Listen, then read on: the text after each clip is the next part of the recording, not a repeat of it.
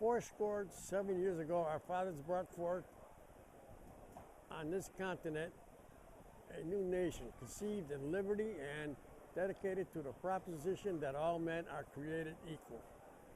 Now we are engaged in a great civil war, testing whether that nation or any nation so conceived and so dedicated can long endure.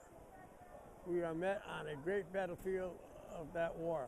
We have come to dedicate a portion of that field as a final resting place for those who here gave their lives that that nation might live.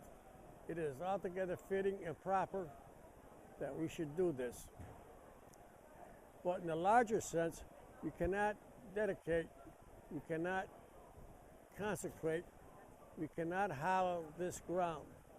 The brave men, living and dead, who struggle here have consecrated it.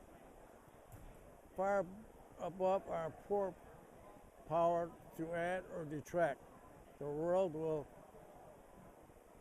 little note nor long remember what we say here, but it can never forget that what they did here. It is for us, the living, rather to be dedicated here to the unfinished work which they who fought here have thus far so nobly advanced.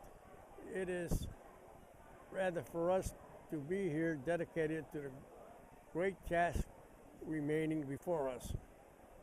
That from these honored dead we take increased devotion to that cause for which they here gave the last full measure of devotion.